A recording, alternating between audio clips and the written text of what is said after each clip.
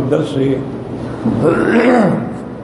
فی مناقب علی رضی اللہ تعالی عنہ و شہادت علی رضی اللہ عنہ فی الوعظ والارشاد.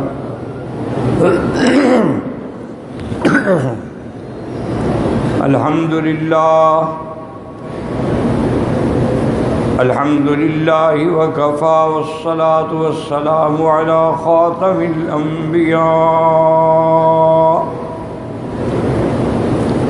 سیدنا وحبیبنا محمد المصطفى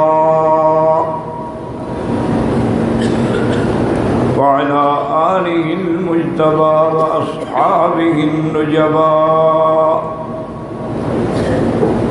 اللهم صل على سيدنا محمد النبي الأمي العاشمي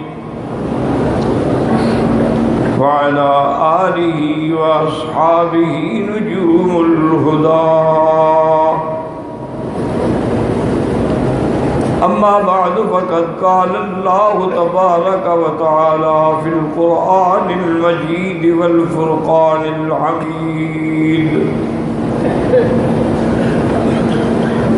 أعوذ بالله من الشيطان الرجيم. بسم الله الرحمن الرحيم.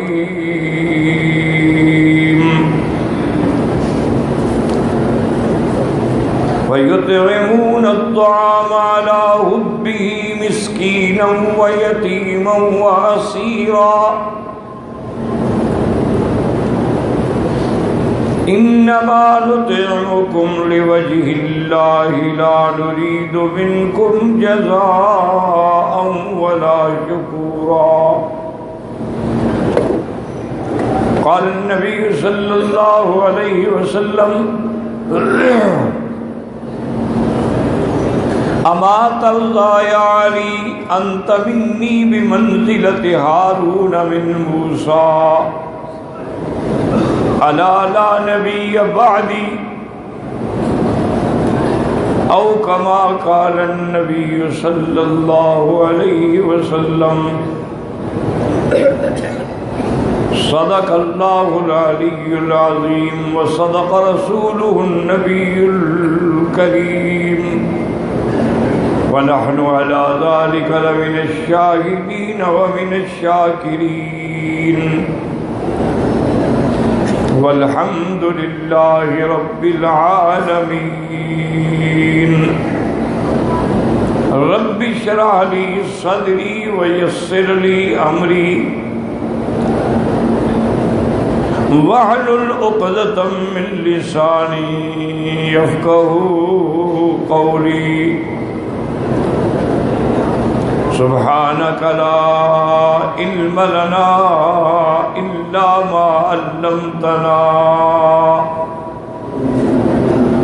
إنك أنت العليم الحكيم.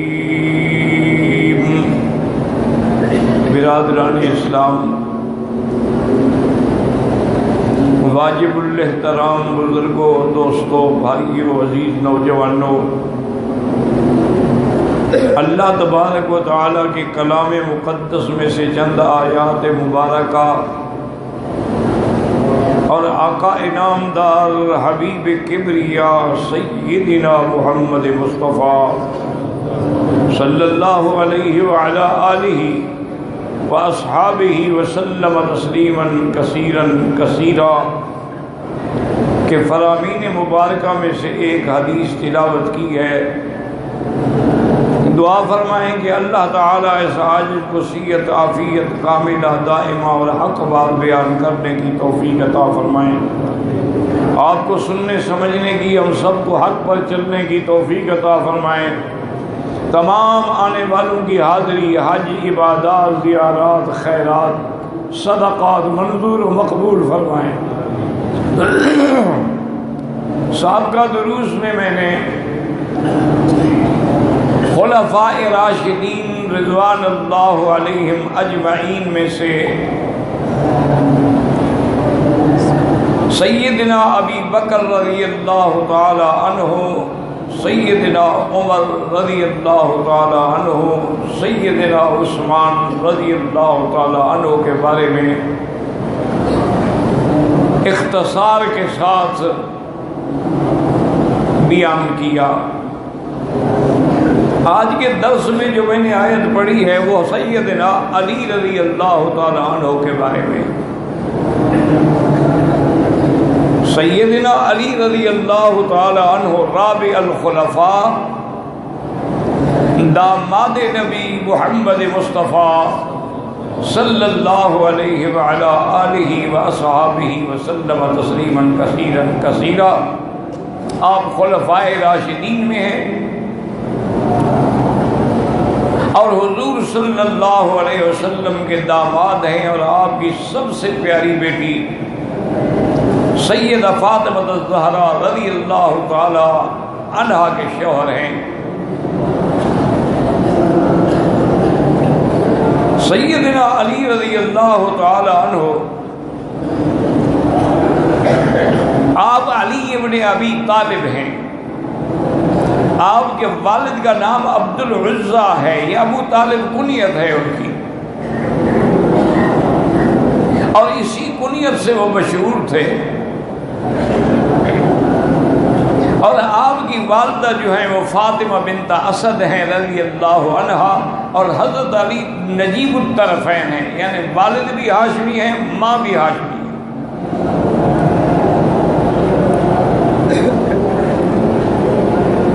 سیدہ فاطمہ بنت اسد آپ کی والدہ جو ہیں الحمدللہ ان کو تو اسلام نصیب ہوا، اور انہوں نے ہجرت بھی فرمائی، اور ان کی وفات جو ہے وہ مدینہ منورہ میں ہوئی۔ یہ واحد خوش قسمت بیوی ہیں کہ جن کی وفات پر حضور نے اپنا قمیص عطا فرمایا کہ اس کو کفن کے طور پہ استعمال کیا جائے۔ اور حضور صلی اللہ علیہ وسلم بی بی فاطمہ بنت اسد کی قبر میں خود لیٹے اور کچھ دیر تک پڑھتے رہے، اور اس کے بعد پھر بی بی کو دفن کیا گیا۔ جب صحابہ نے پوچھا تو آپ نے فرمایا کہ میرے چاچا ابی طالب کے بعد اگر سب سے زیادہ مجھ پہ احسان ہے تو اسی بی بی کے ہیں۔ حضرت علی رضی اللہ تعالی عنہ ابتدا سے یعنی بچپن سے ہی حضور کی کفالت میں آ گئے۔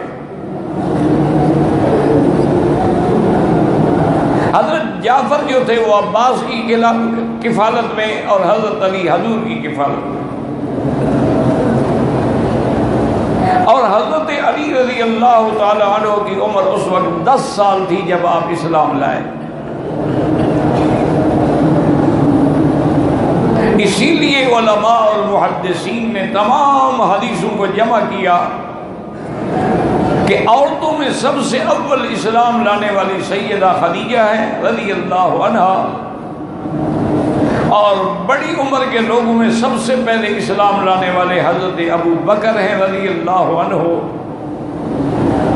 اور بچوں میں سب سے پہلے اسلام لانے والے حضرت علی ہیں، اور غلاموں میں سب سے پہلے ایمان لانے والے زید بن حارثہ رضوان اللہ علیہم اجمعین۔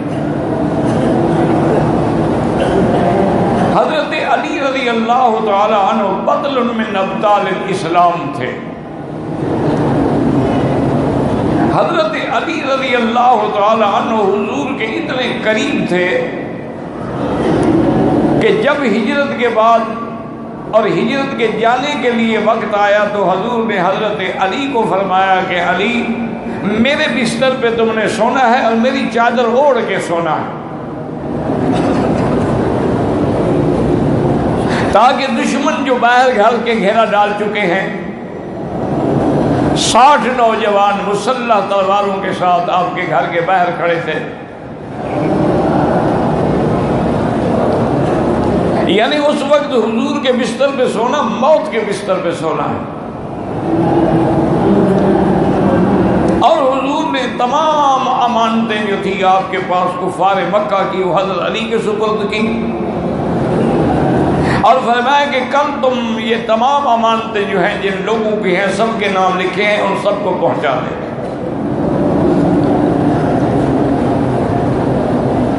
حضور صلی اللہ علیہ وسلم اپنے گھر سے نکلے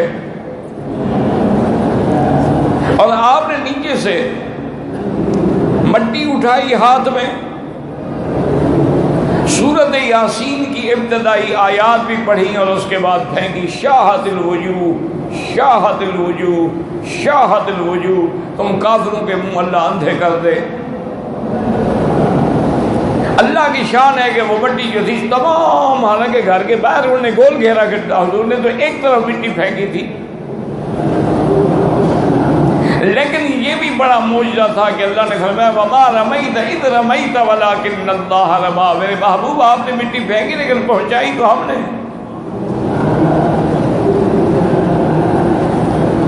سب کی آنکھوں میں پہنچی، اور یہ دیکھیں کہ مٹی اگر کسی کی آنکھ میں آ جائے تو بے چین ہو جاتا ہے، لیکن وہ سارے کے سارے ان پر نیند طاری ہو گئی اور حضور اندر سے تشریف لے گئے۔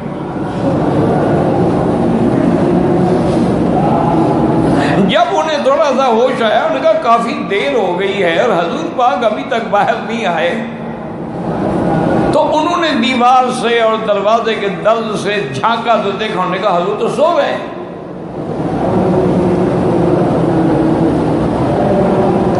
لیکن آپ اندازہ کریں کہ وہ کافر ہیں، دشمن اسلام ہیں، دشمن محمد مصطفیٰ ہیں، ساری رات گھر کے باہر کھڑے رہے، گھر کے اندر داخل نہیں ہوئے کہ چار دیواری کا تحفظ اور عزت جو ہے ان کے دلوں میں بھی تھی کہ کسی کے گھر میں نہیں داخل ہونا، حالانکہ وہ رات کو داخل ہو جاتے۔ ساری رات انتظار کرنے کی کیا ضرورت ہے؟ صبح کے وقت جب حضرت علی اٹھے اور چادر اٹھائے، انہوں نے دیکھا، انہوں نے کہا کمال ہے، یہ تو حضرت علی سو رہے ہیں، ہم نے سمجھا نبی سو رہے ہیں۔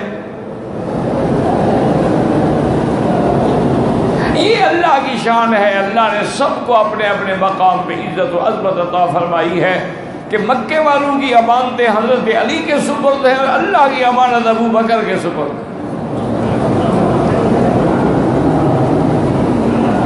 حضور کے بستر پہ حضرت علی سوئے ہیں اور ابو بکر کی گود میں محمد مصطفیٰ سوئے ہیں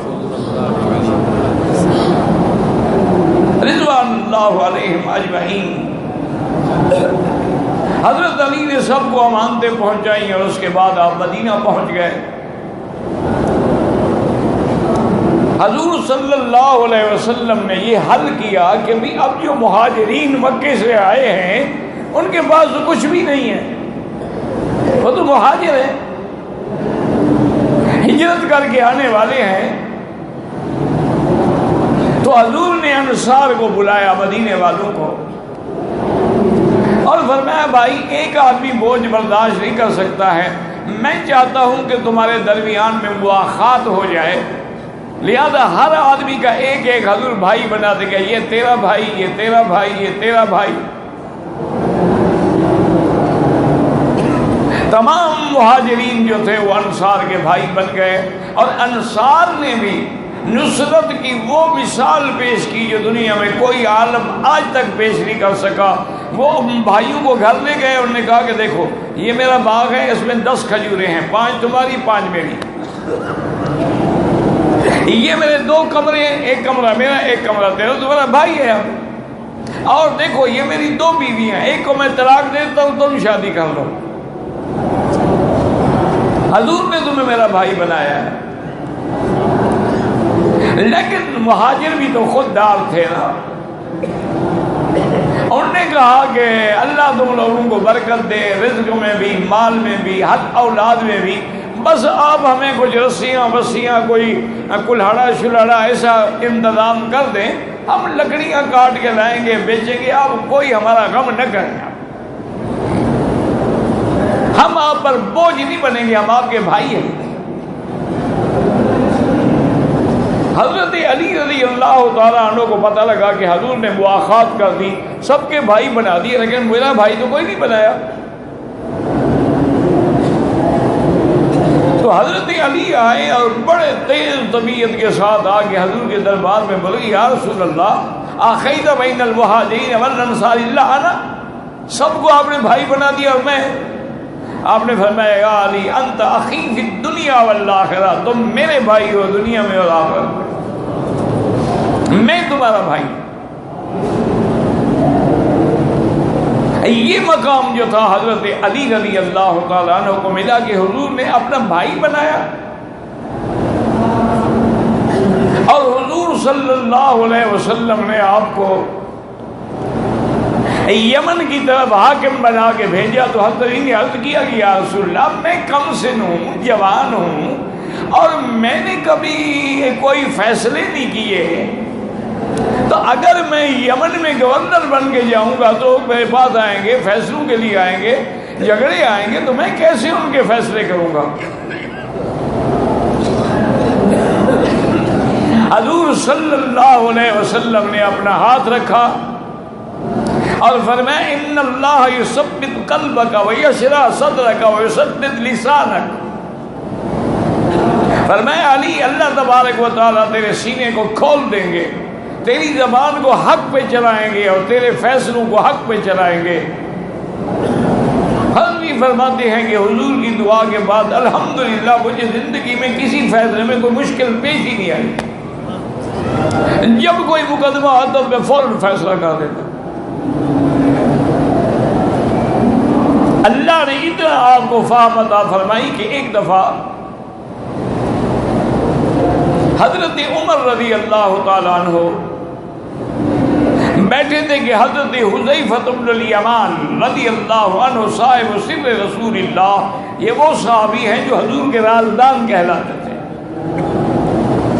حضور نے ان کو منافقین کے نام بتائے تھے اور یہ بھی فرمایا تھا کہ کسی کو بتانا نہیں، ایک راز ہے لیکن میں نہیں رکھنا چاہتا، کیونکہ اللہ کا حکم ہے کہ جو میں آپ کے علم دوں آپ آگے پہنچائیں۔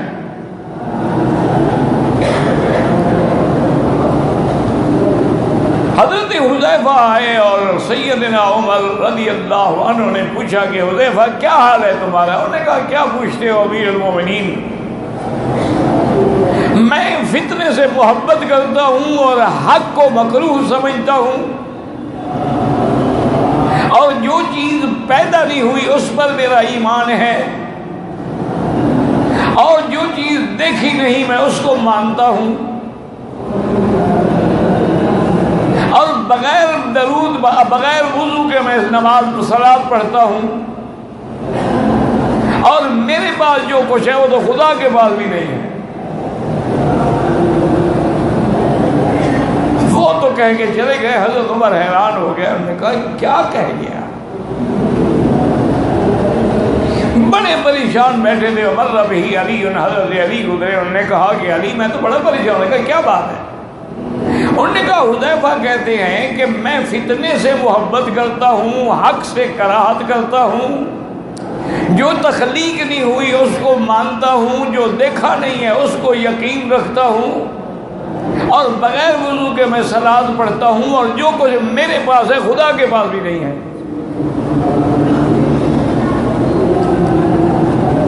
تو حضرت علی مسکرائے، انہوں نے فرمایا امیر المومنین حذیفہ نے تو ٹھیک کہا ہے۔ میں نے کہا کیا کہہ رہے ہو؟ تم بھی تصدیق کر رہے ہو؟ انہوں نے کہا ہاں بالکل حذیفہ نے ٹھیک کہا ہے۔ انہوں نے فرمایا کہ میں فتنے سے محبت رکھتا ہوں، تو قرآن میں نہیں کہ انما اموالکم و اولادکم فتنہ، کہ تمہارا مال اور تمہاری اولاد جو ہے فتنہ ہے، کون محبت نہیں رکھتا؟ اور انہوں نے فرمایا کہ میں حق سے کراہت رکھتا ہوں۔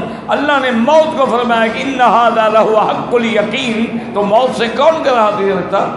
موت اگر پسند ہے تو لوگ علاج کیوں کروائیں لاکھوں روپے خرچ کر کے؟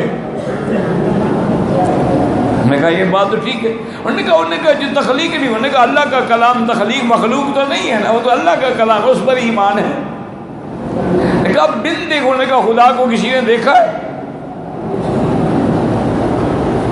ہاں یہ بات بھی ٹھیک ہے۔ تو انہوں نے کہا وہ کہتے ہیں کہ میں بغیر وضو کے صلاۃ پڑھتا ہوں۔ انہوں نے کہا صلاۃ سے مراد درود ہے، نماز نہیں ہے، تو بغیر وضو کے درود پڑھنا جائز ہے۔ انہوں نے کہا اس نے کہا کہ جو میرے پاس ہے خدا کے پاس، انہوں نے کہا ٹھیک کہا ہوتے ہیں، اس کے بعد بیوی ہے، بچے ہیں، خدا کے بیوی بچے ہیں۔ فأعجب عمر رضی اللہ تعالیٰ عنہ، حضرت عمر اتنے خوش ہوئے، انہوں نے کہا علی آج تم نے مسئلہ حل کر دیا، ورنہ خدا جانے میں حضرت حذیفہ کے بارے میں کیا گمان رکھتا دل میں۔ تو یہ حضور کی اور دعا کا اثر تھا۔ ایک دفعہ حضرت علی رضی اللہ تعالیٰ عنہ کو حضور نے بلایا اور آپ جلال میں تھے، غصے میں تھے، فرمایا کہ تم جاؤ۔ حضور کی ایک باندی تھی ماریہ قبطیہ، مکوکس کے بادشاہ نے آپ کو ہدیہ کی تھی، پھر حضور نے آزاد کر کے اس کے شادی کر دی، امہات المومنین بن گئی، اور اس کے ساتھ ایک معبور جو ہے خادم بھی وہیں سے ساتھ آیا تھا، اس کا نام معبور تھا۔ کسی نے حضور کو کہا کہ یا رسول اللہ، آپ کے گھر میں معبور جو ہے وہ اس وقت آتا ہے جب آپ نہیں ہوتے ہیں۔ تو حضور غصے میں آ گئے کہ میرے گھر میں میری بیوی کے پاس آدمی آئے اس وقت آئے جب میں نہ ہوں، میری موجودگی میں آئے تو اعتراض نہیں ہوتا۔ حضرت غصے میں آئے، فرمایا کہ علی جاؤ، جہاں تمہیں معبور ملے فقتل ہو، بس گردن اتار دو اس کی، میرے گھر میں آتا ہے۔ حضرت علی رضی اللہ تعالیٰ عنہ فرماتے ہیں کہ میں ڈھونڈتے ڈھونڈتے معبور کو ایک انصاری کے باغ میں آیا، وہ اس کے کنویں کے ساتھ جو ہے ایک اونچی جگہ بنی ہوئی تھی، اس پہ بیٹھا ہوا تھا یوں کر کے۔ میں نے تلوار نکالی اور میں نے کہا کہ یا عدو اللہ تیار ہو جا، میں تمہیں قتل کرنے کے لیے آیا ہوں، نبی کے گھر میں جاتے ہو۔ وہ بیچارہ تلوار دیکھ کے ایسے گرا کہ اس کی چادر بھی کھل گئی۔ حضرت نے فرمایا میں نے دیکھا کہ وہ تو مرد ہی نہیں ہے، وہ تو بیچارہ مرد نہیں ہے، وہ تو ہجڑا ہے، خسرا ہے، خنسا مشکل ہے۔ میں نے کہا جاؤ جاؤ بھاگ جاؤ۔ تو حضرت علی نے اپنے اجتہاد سے، ورنہ حضور کا حکم تھا کہ اڑا دو، لیکن حضرت علی نے فرمایا، اور یہ اجتہاد علی تھا، یہ فہم علی تھی کہ جو مارنے کی وجہ تھی وہ تو ہے نہیں۔ ان نے واپس آ کے حضور سے عرض کیا کہ یا رسول اللہ لیس انہ رجل، وہ تو بیچارہ مرد ہے ہی نہیں۔ آپ نے فرمایا احسنت یا علی، علی تم نے بہت اچھا فیصلہ کیا، ورنہ اس کے قتل کا میرے اوپر ایک بہت بڑا الزام آتا۔ تو حضرت علی رضی اللہ تعالی عنہ کی فقاہت کا یہ عالم تھا۔ اسی لیے حضرت عمر رضی اللہ تعالی عنہ نے ایک دفعہ ایک عورت آئی اور اس نے آ کے سیدنا عمر کے سامنے اعتراف کیا کہ میں نے زنا کیا ہے اور یہ میرے پیٹ میں بچہ ہے، میں حاملہ ہوں، لیکن میں اللہ سے ڈر کے آئی ہوں کہ مجھے دنیا میں سزا دے دو، آخرت کی سزا سے میں بچ جاؤں۔ حضرت عمر نے فوراً فرمایا کہ جب اعتراف ہو گیا تو اب تو کوئی گواہوں کی ضرورت ہی باقی نہیں رہی، اعتراف جرم بھی ہے اور پھر حمل بھی موجود ہے۔ آپ نے حکم دیا کہ لے جاؤ اس کو اور اس کو رجم کر دو۔ اتنی دیر میں ابھی وہ جا رہی تھی، حضرت علی فرمایا، حضرت نے فرمایا عمر روکو روکو اس کو۔ حضرت نے فرمایا لماذا انہا اعترفت، اس نے اعتراف کیا زنا کا اور پھر اس کے پیٹ میں بچہ بھی موجود ہے۔ حضرت نے فرمایا کہ گناہ تو عورت نے کیا ہے، جو پیٹ میں بچہ اس کا کیا گناہ ہے؟ اس کو آپ رجم کر دیں گے تو بچہ بھی تو مر جائے گا نا۔ جب تک بچہ پیدا نہ ہو آپ رجم نہیں کر سکتے۔ تو حضرت عمر ہمیشہ کہا کرتے تھے لولا علی اللہ لک عمر، اگر علی تم نہ ہوتے تو میں تو برباد ہو جاتا، ایک بچے کو ناحق قتل کر دیتے۔ حضرت علی رضی اللہ تعالی عنہ کو اللہ تبارک و تعالی نے اتنی فقاہت عطا فرمائی تھی، اور اسی طرح حضرت علی رضی اللہ تعالی عنہ کو اللہ نے شجاعت بھی عطا فرمائی تھی کہ مسلمانوں میں جو بڑے بہادر شمار ہوتے تھے ان میں سب سے پہلے حضرت علی تھے، اس کے بعد حضرت خالد الولید تھے، اور اس کے بعد اکرمہ ابی جہل کا بیٹا تھا۔ یہ بدر من ابطال الاسلام تھے۔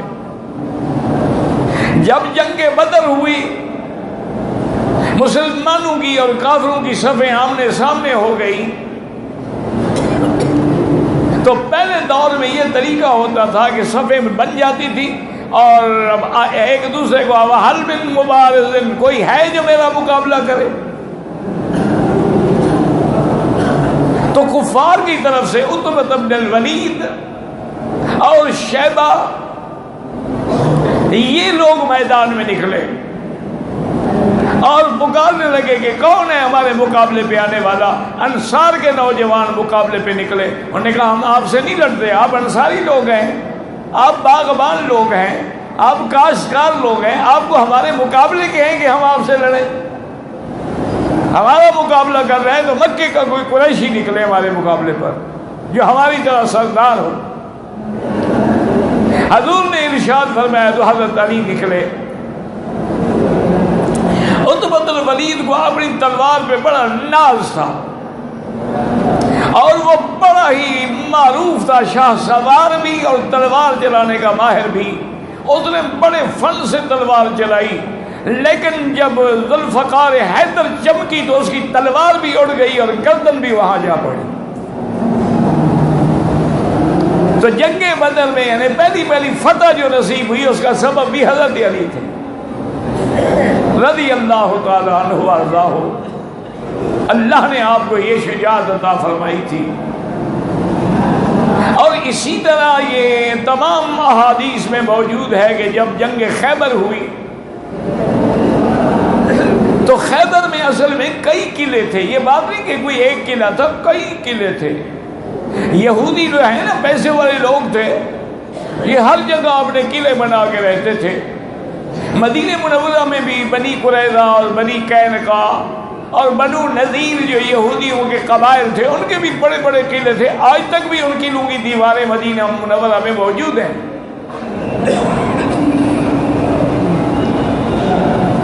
تمام قلعے فتح ہو گئے لیکن قلعہ کموس جو تھا مرحب کا وہ فتح نہیں ہوتا تھا۔ صحابہ نے بڑا زور لگایا لیکن وہ فتح نہیں ہوا۔ حضور صلی اللہ علیہ وسلم نے شام کو رات کو مغرب کو اعلان فرمایا کہ لِأَنْ يَأْتِيَ رَائِدًا غَدًا، کل میں ایک ایسے آدمی کو اسلام کا پرچم دوں گا يُحِبُّ اللَّهَ وَرَسُولَهُ وَيُحِبُّهُ اللَّهُ وَرَسُولُهُ، جو اللہ کے رسول کو محبوب رکھتا ہے اور اللہ کے رسول بھی اسے محبوب رکھتے ہیں۔ صحابہ کہتے ہیں کہ ہمیں ساری رات انتظار میں نیند نہیں آئی کہ وہ کون خوش قسمت ہے،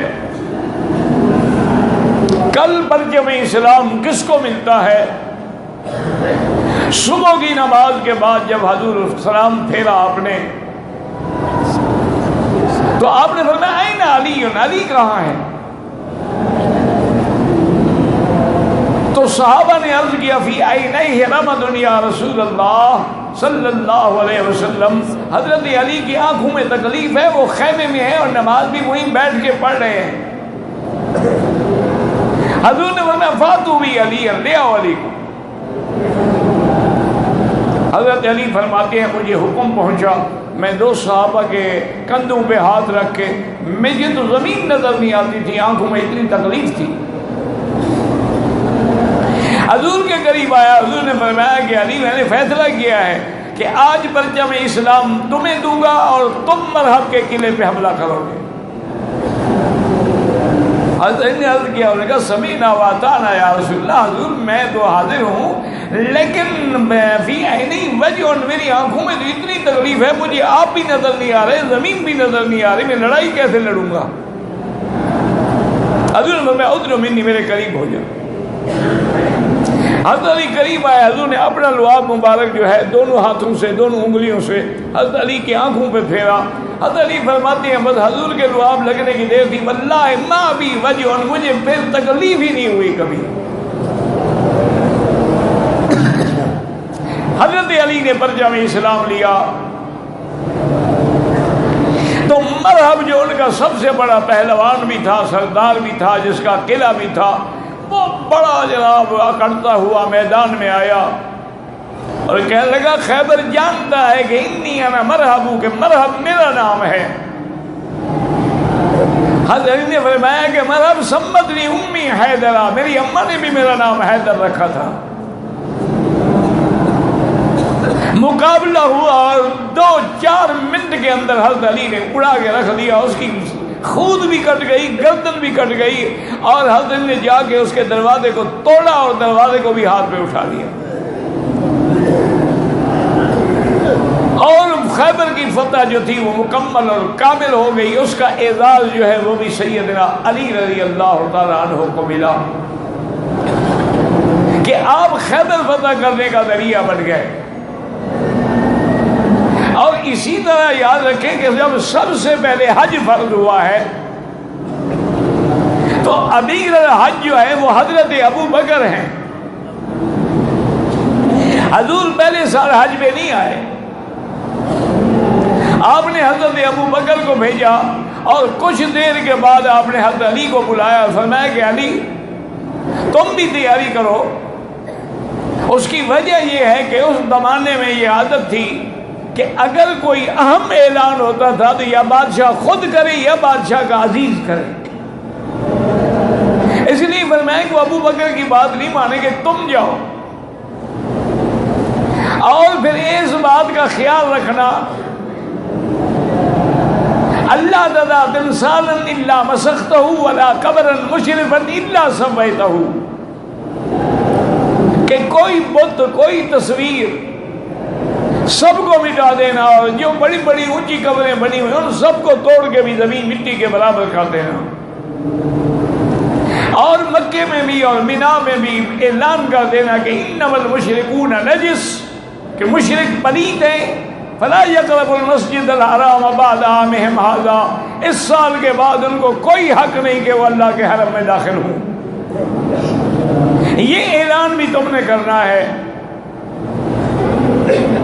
تو یہ شرف جو تھا حضرت علی رضی اللہ تعالیٰ عنہ کو ملا کہ حضور کے نائب بن کر حضور کا اعلان کیا، اور یہ شرف بھی حضرت علی کو ملا کہ حضور نے جب اگلے سال حج میں تشریف لے آئے تو اپنی قربانیوں کے لیے حضرت علی کو وکیل بنایا کہ آپ نے 100 اونٹ میں سے 63 اونٹ جو تھے اپنے ہاتھ سے ذبح کیے، اور باقی کے لیے حضرت علی کو وکیل بنایا کہ تم میری طرف سے ذبح کرو۔ اور یہ شرف بھی حضرت علی کو ملا کہ حضور نے غدیر خم کے موقع پر اعلان کیا، اور آپ نے فرمایا کہ علی لا یبغضک الا منافق ولا یحبک الا مؤمن، تمہارے ساتھ وہ بغض رکھے گا جو منافق ہوگا، اور تمہارے ساتھ وہ محبت رکھے گا جو مومن ہوگا۔ اور حضور نے پھر دعا بھی کی کہ اللہم والی من والاہ وآت من عاداہ، کہ یا اللہ جو علی سے محبت رکھے آپ اس سے محبت رکھیں، اور جو علی سے دشمنی رکھے آپ اس کو بھی سزا دیں۔ تو یہ شرف جو ہے یہ بھی حضرت علی رضی اللہ تعالیٰ عنہ کو ملا ہے، اور یہ مرتبہ بھی حضرت علی رضی اللہ عنہ کو ملا کہ بڑے بڑے صحابہ نے بی بی فاطمہ کا رشتہ مانگا لیکن حضور خاموش رہے۔ آخر میں حضرت علی کو حضور نے خود بلایا، اس لیے حضور فرماتے ہیں ما زوجت نسائی ولا بناتی الا بوحی من اللہ، میں نے کسی عورت سے خود بھی شادی نہیں کی اور اپنی بیٹیوں کی بھی شادی نہیں کی جب تک اللہ نے مجھے حکم نہیں دیا ہے۔ اس کا معنی یہ ہے کہ حضرت علی کے لیے اللہ نے حکم دیا۔ آپ نے فرمایا کہ میں چاہتا ہوں کہ بی بی فاطمہ کا تم سے نکاح کر دوں، حل عندک شیء، تمہارے پاس کوئی چیز ہے مہر میں دینے کے لیے؟ انہوں نے کہا حضور میرے پاس ایک گھوڑا ہے اور ایک زرہ ہے پہننے والی۔ فرمایا گھوڑا تو رکھ لو، زرہ جا کے بیچ لو۔ اور وہ زرہ حضرت نے 480 درہم کی بولی لگی، حضرت عثمان نے خریدی، اور خریدنے کے بعد حضرت علی کو ہدیہ پیش کیا کہ تمہاری شادی کے لیے میری طرف سے یہ ہدیہ قبول فرمائیں۔ تو سیدہ فاطمہ الزہرا سے جو شادی ہوئی ہے اللہ کے حکم سے ہوئی، اور سیدۃ النساء فاطمہ فی الجنہ حضرت علی کے گھر میں آئی، اور حضرت علی کو اللہ نے ان سے اولاد جو دی، الحسن والحسین سیدہ شباب اہل الجنہ، اور بیٹی ام کلثوم عطا فرمائی۔ اور حضور کو اتنا پیار تھا کہ ایک دفعہ تشریف لائے تو بی بی فاطمہ گھر میں بیٹھی ہیں لیکن حضرت علی نہیں ہے۔ حضور نے فرمایا این ابن عمک، کہاں ہے تمہارے چاچے کا بیٹا؟ انہوں نے کہا یا رسول اللہ آج مجھ سے ناراض ہو گیا، ناراض ہو کے گھر سے نکل گئے ہیں، پتہ نہیں کہاں گئے۔ حضرت پوچھتے پوچھتے آئے، دیکھا تو مسجد نبوی میں لیٹے ہوئے ہیں اور مٹی پہ لیٹے ہوئے ہیں، اور مٹی کو اکٹھا کر کے سرانہ بنایا ہوا ہے، وہ بھی سارے سر میں مٹی ہے۔ حضور اٹھا رہے ہیں، فرما رہے ہیں قم یا ابی تراب، قم یا ابی تراب، مٹی کے باپ اٹھو۔ حضرت علی کی کنیت ابو الحسن تھی کیونکہ آپ کا بڑا بیٹا حسن تھا، لیکن جب حضور نے ابی تراب رکھا تو انہوں نے آج کے بعد مجھے ابو الحسن نہ کہو، مجھے وہی کنیت دو جو حضور نے مجھے دی ہے۔ اس لیے حضرت علی رضی اللہ تعالیٰ عنہ جو ہے وہ ابی تراب کہلائے۔ اور یہ بھی اللہ تعالیٰ کی شان ہے کہ حضرت علی رضی اللہ تعالیٰ عنہ نجیب الطرفین بھی تھے اور سخاوت کی بھی انتہا تھی۔ ایک دفعہ گھر میں کچھ نہیں تھا، حضرت علی ایک یہودی سے اون لے آئے اور بی بی فاطمہ کو دی کہ اس کو تم اون کو کاٹو اور میں کسی کنویں میں جا کے کام کرتا ہوں تاکہ کچھ لے آئیں اور بچوں کو کھانا کھلائیں۔ اب اللہ کی شان یہ ہے کہ بچوں نے بھی روزہ رکھا ہوا تھا، اور شام کو جب کھانا بالکل عین تیار ہوا تو دروازے پہ آواز آئی کہ میں مسکین ہوں، مجھے اللہ کے نام کے لیے کھانا کھلاؤ۔ حضرت علی نے اٹھا کے مسکین کو دے دیا۔ دوسرے دن بھی روزے کے ساتھ تھے، جب روزے کی افطار کا وقت آیا دروازے پہ آواز آئی میں یتیم ہوں، مجھے یتیم کو کھانا کھلاؤ۔ تو حضرت علی نے وہ بھی یتیم کو دے دیا، خود بھوکے رہ گئے۔ تیسرے دن بھی آیا، اس نے کہا میں قیدی ہوں۔ قیدی کا معنی یہ ہوتا ہے کہ اس نے اپنے کفیل کو، اپنے سید کو پیسہ دے کے اپنی رہائی لینی ہوتی ہے، ورنہ قیدی تو جیل میں ہوتا ہے، وہ باہر کیسے پھر رہا تھا۔ حضرت نے کھانا اٹھا کے اس کو دے دیا۔ حضرت آقا انعامدار تشریف لائے، دیکھا کہ تمام کے پیٹ جو ہیں وہ بالکل بش سے لگ گئے ہیں، اور حسن حسین کی آنکھیں جو ہیں گویا اندر دھنس گئی ہیں بھوک کی وجہ سے۔ ابھی حضور بیٹھے تھے کہ جبریل نازل ہوئے، وَيُطْعِمُونَ الطَّعَامَ عَلَىٰ حُبِّهِ مِسْكِينًا وَيَتِيمًا وَأَسِيرًا۔ اللہ نے قرآن نازل کیا کہ میرا مدنی، یہ تیرے خاندان والے جو ہیں یہ یتیموں کو، قیدیوں کو، مسکینوں کو کھانا دیتے ہیں اور ان کی غرض بھی کوئی نہیں ہے، صرف اللہ کی رضا کے لیے ہی ان کو دیتے ہیں، اور اللہ ان پہ راضی ہے۔ اللہ کی شان دیکھیں کہ اس کے کچھ دنوں کے بعد حضور صلی اللہ علیہ وسلم مسجد سے نکلے، حضرت علی بھی نکلے، تو حضور نے فرمایا علی آپ بھی مجھے کھانا کھلاؤ گے؟ تو حضرت علی حیران ہے، وہ کہتے میرے گھر میں تو کچھ تھا نہیں، لیکن میں حضور کو کیسے انکار کر سکتا تھا۔ میں نے کہا حباً و کرامۃ یا رسول اللہ، اور میں دل میں دعا مانگ رہا ہوں کہ یا اللہ مجھے اپنے نبی کے سامنے رسوا نہ کرنا، گھر میں تو کچھ نہیں ہے۔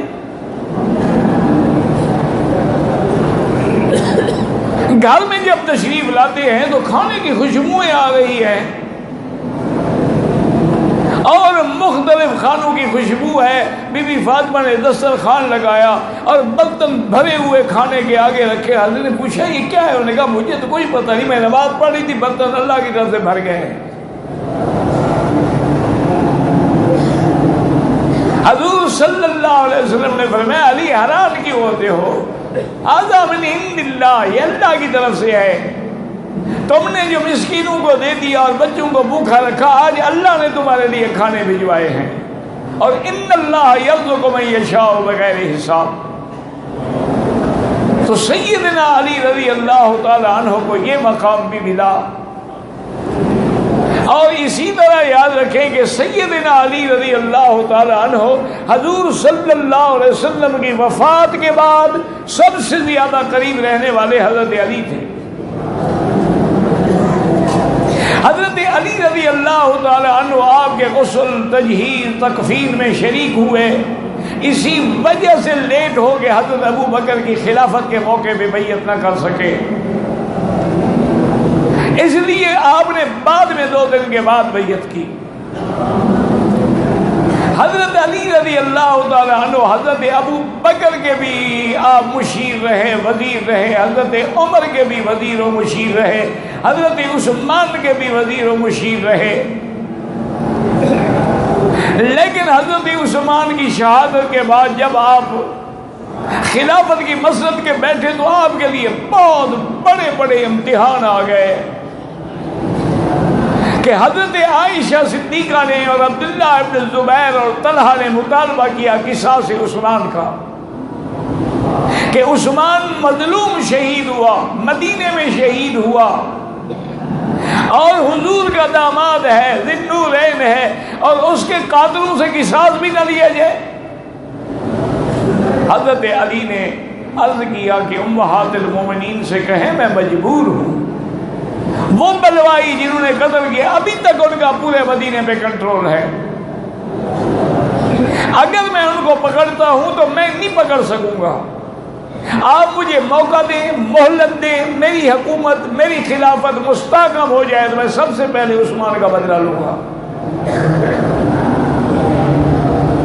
لیکن اللہ کی شان ہے، سب سے بڑا امتحان تھا کہ جب حضرت عائشہ بی بی صاحبہ بھی مکے سے روانہ ہوئی، حضرت علی مدینے سے روانہ ہوئے اور دونوں کی فوجیں آمنے سامنے ہو گئی. حضرت علی رضی اللہ تعالیٰ عنہ پریشان بیٹھے ہیں. آپ نے بی بی عائشہ کے بعد وفد بھیجا. آپ نے فرمایا امہات المومنین میں آپ سے بات کرنا چاہتا ہوں. بی بی عائشہ نے فرمایا کہ بالکل آ جائیں، آپ میرے بیٹے ہیں، آپ خلیفۃ المسلمین ہیں، خلیفہ رسول اللہ ہیں، آپ تشریف لائیں. تو جب اماں اور بیٹے کی بات ہوئی تو الحمدللہ دونوں میں صلح ہو گئی، اتفاق ہو گیا کہ ابھی حضرت علی کے ہاتھ مضبوط کریں، جب ان کی حکومت مضبوط ہو جائے گی تو وہ قصاص عثمان لیں گے. اور الحمدللہ دونوں جماعتیں خوشی کے ساتھ اپنے اپنے کیمپ میں آ گئی. لیکن منافقین کی تو جان پہ بن گئی نا. انہوں نے کہا کہ اگر یہ صلح ہو گئی تو ہم تو نہیں بچ سکتے. انہوں نے یہ کیا کہ اپنے آدمی جو تھے 50-60 آدمی حضرت بی بی عائشہ کے کیمپ پہ حملہ کرنے کے لیے تیار کیے اور 50-60 حضرت علی پر حملہ کرنے کے لیے تیار کیے. اور انہوں نے کہا عائشہ کی فوجیں آ گئی، انہوں نے کہا علی کی فوجیں آ گئی، صحابہ ٹکرا گئے اور ہزاروں شہید ہو گئے. یہ امتحان بھی حضرت علی کو گزرنا پڑا.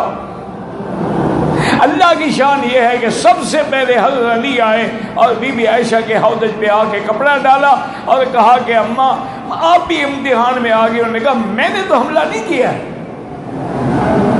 پھر راز کھلا کہ یہ بھی انہی منافقین نے سازش کی تھی. حضرت علی نے 40 آدمی ساتھ دیے اور بی بی عائشہ کو با احترام فرمایا کہ جہاں آپ مکہ جانا چاہیں بصرہ تو آپ جا سکتی ہیں. اللہ کی شان یہ ہے کہ حضرت علی اور معاویہ کی بھی اسی طرح لڑائی ہوئی، یعنی حضرت علی کو بڑے امتحانوں سے گزرنا پڑا. اور حضرت علی رضی اللہ تعالیٰ عنہ نے اپنا دارالخلافہ جو تھا وہ مدینہ منورہ سے کوفہ تبدیل کر دیا. صحابہ نے پوچھا کیا کر رہے ہیں؟ انہوں نے کہا حضرت عثمان کا خون مدینے میں گرا ہے، میں نہیں چاہتا کہ پھر مدینے میں جنگ ہو، اس لیے ہم دارالخلافہ دور لے جاتے ہیں کہ اگر کبھی جنگ ہو تو دور تو ہو، مدینے میں تو نہ ہو. حضرت علی رضی اللہ تعالی عنہ کوفے میں تھے کہ خوارج کا ایک بہت بڑا سردار تھا، وہ آیا اور کہنے لگا کہ علی، خارجی دشمن تھے حضرت علی کے، اہل بیت کے دشمن تھے، نواصب اور خوارج جو ہیں وہ سب سے بڑے دشمن تھے اہل بیت رسول اللہ کے۔ اس نے کہا کہ یا علی، یہ عجیب بات ہے کہ حضرت ابو بکر بڑے نرم دل آدمی تھے، لیکن ان کے زمانے میں بھی فتوحات ہوئے، حضرت عمر کے زمانے میں بھی فتوحات ہوئے، حضرت عثمان کے زمانے میں تقریباً یعنی 44 لاکھ مربع میل پہ اسلام کا پرچم لہرا گیا۔ جب سے آپ خلیفہ بنے ہیں ایک بستی بھی فتح نہیں ہوئی، یہ کیا وجہ ہے؟ حضرت نے فرمایا بات سنو، جب ابو بکر امیر تھا تو وزیر علی تھا، جب عمر امیر تھا تو وزیر علی تھا، جب عثمان امیر تھا تو وزیر علی تھا، اب میں امیر بن گیا، تم جیسے وزیر بن گئے تو فتح کہاں سے ہو سکتی ہے؟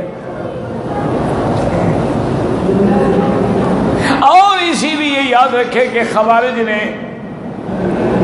انہوں نے میٹنگ کی کہ اس وقت دنیا میں 3 آدمی ہیں جو سب سے بڑی طاقت رکھتے ہیں، اگر ان 3 کو ہٹا دیا جائے تو بالکل جو ہے صحابہ کا بھی اور ان کے مسلک کا بھی، ان کے عقیدے کا بھی زور ٹوٹ جائے گا۔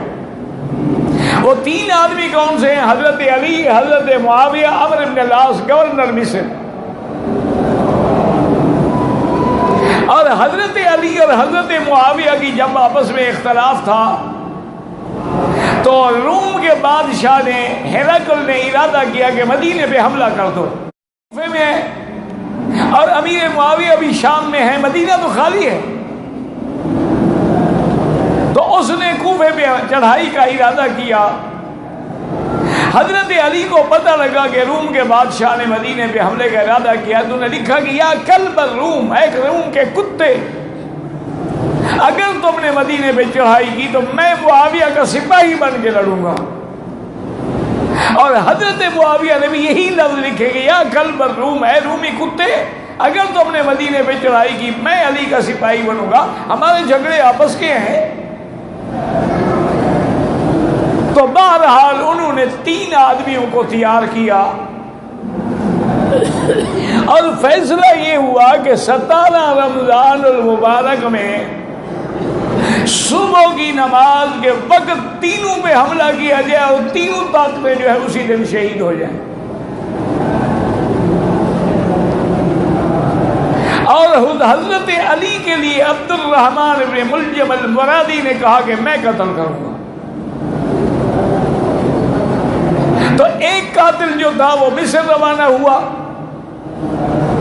اور برق جو تھا وہ شام روانہ ہوا حضرت معاویہ کو قتل کرنے کے لیے، اور عبد الرحمن بن ملجم مرادی جو تھا وہ مدینے اپنے کوفے میں آیا، اور اس بدبخت نے تلوار جو تھی اس کو زہر میں بجھا رکھا تھا، اور تلوار چھپا کے آ گیا اور مسجد میں کھڑا ہوا۔ حضرت علی رضی اللہ تعالیٰ عنہ جب نماز کے لیے تشریف لائے تو ظالم نے حملہ کیا اور آپ کے سر پہ وہ تلوار لگی تو اندر آ گئی۔ حضرت علی نے فرمایا فزت ورب الکعبہ، مجھے رب کعبہ کی قسم ہے الحمدللہ میں کامیاب ہو گیا۔ اللہ کی شان ہے، جس نے امیر معاویہ سے حملہ کیا وہ حملہ ناکام ہوا، آپ کے بازو پہ تو زخم آیا لیکن آپ ہلاک نہ ہوئے، اور عمرو بن العاص نماز پڑھانے بھی نہیں آئے، ان کے بجائے کوئی اور آدمی تھا جو شہید ہو گیا۔ تو حضرت علی رضی اللہ تعالیٰ عنہ کی شہادت جو ہے وہ وہی ہوئی، لیکن آپ نے حکم دیا کہ میرے قاتل کو بالکل کچھ نہ کہو، لیکن جو شریعت نے قصاص کا حکم دیا ہے میری وفات کے بعد اس سے میری اولاد کو قصاص لینے کا حق ہے، تو اللہ کے نام پہ اور عین مسجد میں اور 17 رمضان مبارک کو حضرت علی رضی اللہ تعالیٰ نے جامع شہادت نوش فرمایا رضی اللہ تعالیٰ عنہ وارضاہ۔ اللہ کے کروڑوں رحمتیں ہوں ان صحابہ پر جنہوں نے اسلام کے لیے اپنی جانیں قربان کر دی۔ واللہ اعلم۔